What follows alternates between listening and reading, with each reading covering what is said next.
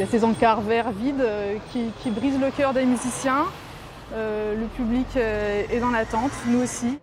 Ingrid est tromboniste depuis 17 ans à l'orchestre symphonique.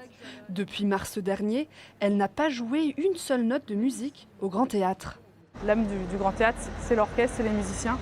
On a tous été recrutés ici pour jouer pour le public. Et là, voilà, on sort de plus en plus, on n'est même plus perçus comme des employés. En cause, la crise sanitaire évidemment, mais surtout la crise interne entre les musiciens et la direction. En place depuis 2016, Benjamin Pionnier n'a jamais convaincu comme chef d'orchestre, ni comme manager. Et selon les artistes, le niveau a considérablement baissé. Le travail n'était pas là, la précision n'était pas là, et les gens ne sont pas dupes. Alors le public tourangeau, certainement pas pour la plupart, mais les professionnels non plus. Festival de Chambord, Grange de Melay, l'orchestre symphonique n'y est pas invité cet été. L'orchestre est quand même constitué à 60% d'intermittents du spectacle. Il faut savoir que tous ces gens ont passé des concours, ont signé des contrats, et là on est dans l'expectative parce qu'on ne va pas travailler.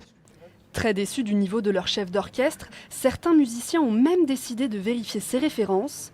Après quelques recherches, ils ont dû se rendre à l'évidence, leur directeur aurait enjolivé son CV.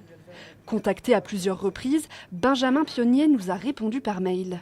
Mon possible renouvellement devant être examiné en 2020, un syndicat hors des organisations légitimes a décidé, afin d'influencer les évaluateurs en responsabilité, de mener une véritable campagne de diffamation associée à une opération de lynchage médiatique hors norme.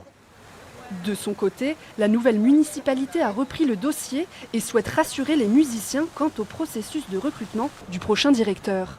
On va inviter dans ce jury des experts, voilà, qui vont avoir cette caution artistique-là, peut-être qui peut inquiéter éventuellement les musiciens. Mais sachez qu'on fait vraiment tout, et je tiens à le dire aussi au public nombreux du Grand Théâtre, on fait tout pour arriver le plus rapidement possible à avoir un bon candidat au Grand Théâtre.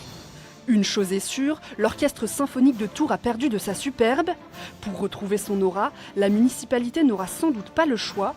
Elle doit recruter un chef d'orchestre au talent incontestable et incontesté pour tourner enfin la page de l'ère Pionnier.